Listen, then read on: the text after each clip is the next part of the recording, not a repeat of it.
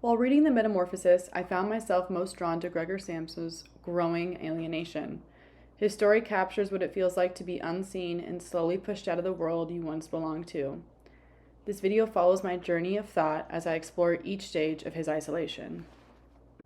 When I first started reading The Metamorphosis, I didn't realize Gregor Samsa was already isolated long before he became an insect. He worked endlessly as a traveling salesman, meeting people every day, yet never really connecting with anyone. His entire life revolves around his job and his family's dependence on him. I started to see how his identity was already shaped by duty, not by self-expression or friendship. Even before his metamorphosis, he was emotionally cut off, living a life that looked normal from the outside, but was quietly empty on the inside. Then comes the morning of the transformation. Gregor wakes up and realizes something is wrong. But instead of panic, his first thoughts are about being late for work. That moment really struck me. His entire sense of self is tied to being useful.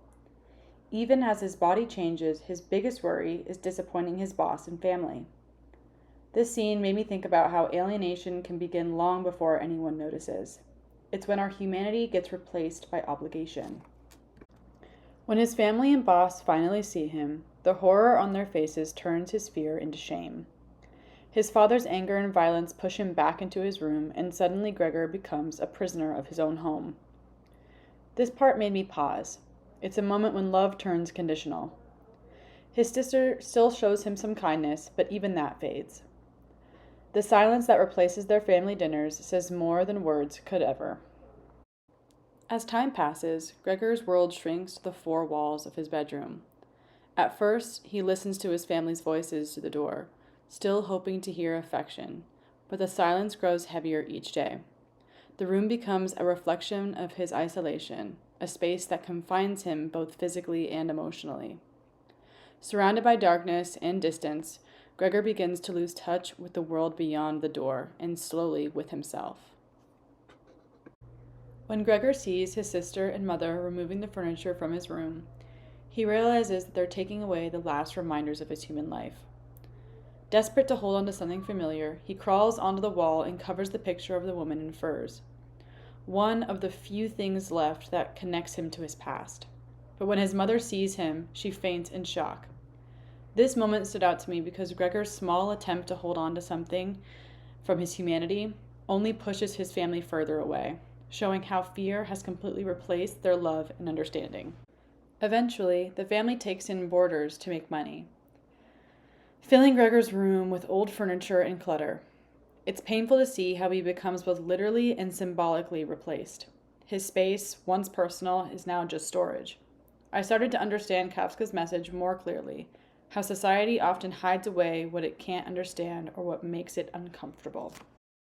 When Gregor hears his sister playing the violin, it's the first moment that reminds him of what it felt like to be human. The music pulls him out of his room as if it could bridge a distance between him and his family. For a brief moment, it feels like there's still a chance for connection. But when the boarders react with disgust and his sister rejects him completely, that hope disappears. Her words calling him it marked the final stage of his alienation. When Gregor's sister finally decides that he no longer belongs with them, the door closes for the last time. By then, Gregor still feels affection for his family, even though they no longer see him as one of them. He doesn't resist or blame them, he simply accepts it. It's a quiet moment that shows how completely he's been shut out from the world he once lived in. By the end, Gregor dies thinking lovingly of his family. They move on quickly, relieved to start fresh. It's cruel, but it's also deeply human. How people choose comfort over confrontation. I realized that Gregor's metamorphosis isn't just physical. It's a mirror of how alienation consumes people when they are only valued for what they can provide. Kafka reminds us that belonging isn't guaranteed. It depends on the willingness of others to truly see us. Looking back on the metamorphosis, my journey of thought followed Gregor's, from confusion to hope to quiet acceptance. Kafka's story made me question what it means to be seen, to be needed, to be human. Gregor's alienation wasn't just his tragedy. It's a reflection on how easily empathy fades when people stop looking beyond the surface.